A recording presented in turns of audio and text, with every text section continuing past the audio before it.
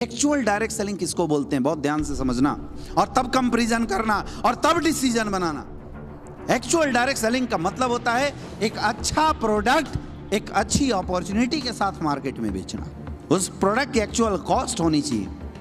तो अगर किसी को डायरेक्ट सेलिंग इंडस्ट्री में सफल होना है तो 4 चीजों का कॉम्बिनेशन चाहिए। अगर है तो आप सफल हो सकते हैं, नहीं है तो नहीं हो सकते। ये बात किसी को नहीं बताया जाता। सबसे पहला एक अच्छा प्रोडक्ट में दम होना चाहिए, प्रोडक्ट में क्वालिटी होना चाहिए, प्रोडक्ट में रिजल्ट होना चाहिए। अगर ऐसा है तो धंधा होगा, नहीं है तो नहीं चलेगा। लेकिन मेरा सवाल है, क्या सिर्फ अच्छे प्रोडक्ट बेचने से सफल हो जाएगा? नहीं हो सकता। ये होटल है रमाडा, 35 करोड़ की होटल है, लेकिन इसके मालिक को कोई पैसे की प्रॉब्लम आ गई और उसने आपको बोला कि भाई साहब 35 करोड़ की होटल है, मैं आपको 5 करोड़ में दे दूंगा। ये जो सौदा है फायदे का है नुकसान का है? लेकिन क्या ये अपॉर्चुनिटी आपके लिए है? क्या आपके पास 5 करोड़ है? फायदे का बिजनेस है, लेकिन फिर भी आपके किसी काम का। और अगर आप खरीदने चले गए तो 3-3.5 करोड़ में तुम हो जाओगे धराशायी। बैंक वाला अलग खींचेगा, होटल तो मिला नहीं तुम्हें। सबसे पहला होता है अच्छा प्रोडक्ट, फिर दूसरा होता है पे आउट सिस्टम। आप जिस भी संस्था में काम कर रहे हैं उसकी पे आउट सिस्टम कैसी है? अगर पे आउट सिस्टम स्ट्रांग है, जनरली आज मार्केट में, हिंदुस्तान मार्केट में क्या किया जाता है, लोग ना अपॉर्चुनिटी के नाम पे कुछ भी बेचवा देते हैं और पे आउट के नाम पे बंदर पकड़ा दिए जाते हैं, लालच दे दिए जाते हैं बस नॉर्मली। अब चूंकि आम परिवार, गरीब परिवार के लोग इस बिजनेस में जुड़ते हैं तो उनके लिए 2 लाख 5 लाख रुपए नॉर्मल लगता है यार, बहुत बड़ी चीज़ है। लेकिन मेरे दोस्त आप मुझे बताइए, ऑटो बेचो तभी 20,000 का कमीशन और ऑडी बेचो तभी 20,000 का कमीशन, तो हम ऑडी क्यों बेचें?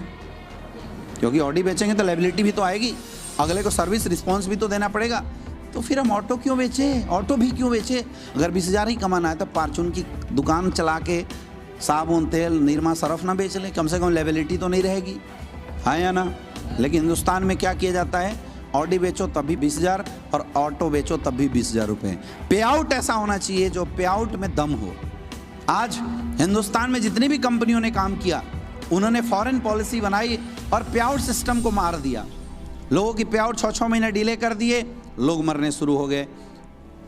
पे आउट सिस्टम के जो प्लान डिजाइन किया उसमें 20 से 30% का पे आउट डाल दिया, तो जो लोग कैरियर लगा रहे थे वो जीवन में कभी अच्छा पैसा कमाए ही ना।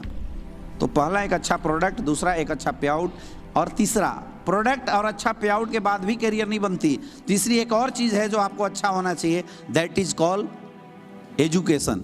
सीखना पड़ेगा। हम में से कोई भी MBA करके नहीं आया, हमारे में से कोई भी बाप दादाओं ने बिजनेस नहीं किया है जो हमें बिजनेस की वर्ड बता सके। तो इस बिजनेस में अगर हमें सफल होना है तो जिस कंपनी के साथ हम काम कर रहे हैं उस कंपनी के पास एक अच्छी एजुकेशन, स्ट्रॉन्ग एजुकेशन सिस्टम होना चाहिए। हिंदुस्तान डायरेक्ट सेलरों को कंपनियों ने ना सेल्समैन बना के छोड़ दिया। ये बिजनेस था लोगों को बिजनेसमैन बनाने का, लेकिन क्या बना के छोड़ दिया गया? सेल्समैन बना के छोड़ दिया गया। सेल्समैन की एक लिमिटेशन है, वो 1 लाख तो कमा सकता है लेकिन जीवन में कभी भी 10 लाख नहीं कमा सकता। जिस सेल्समैन जीवन भर काम करता है और जीवन भर पैसे कमाता है, जिस दिन वो काम छोड़ेगा उसके पैसे बंद हो जाएंगे। डायरेक्ट सेलिंग इंडस्ट्री था बिजनेसमैन, पैसिव इनकम लेने का बिजनेस, लेकिन यहाँ पे क्या बना दिया गया? सेल्समैन बना दिया गया। और फिर होता है एक अच्छा अपलाइन। ये चारों क्वालिटी अगर मेरे दोस्त आपको अगर नेटवर्क मार्केटिंग इंडस्ट्री में मिल जाए तो मैं दावे के साथ, गारंटी के साथ आपको बता सकता हूँ कि आपकी जीवन को नेटवर्क मार्केटिंग इंडस्ट्री में बदलने से कोई रोक नहीं सकता। क्योंकि यही इंडस्ट्री हमारे और आपके जैसे एक आम लोगों के जीवन में बदलाव करने के एकमात्र इकलौता प्लेटफॉर्म है। इस इंडस्ट्री में कोई रिकॉग्निशन पूछा नहीं जाता, इस इंडस्ट्री में कोई औकात नहीं पूछी जाती, इस इंडस्ट्री में किसी की कोई पर्सनल पहचान नहीं पूछी जाती, एजुकेशन क्वालिफिकेशन किसी का नहीं पूछा जाता है। आपका अपलाइन सिर्फ एक ही सवाल आपसे करता है, क्या आपके सपने हैं? और अगर जवाब आता है यस तो वेलकम, और जवाब आता है नो तो वेलकम। यही तो बात होती है, नहीं होती है? हाँ या ना?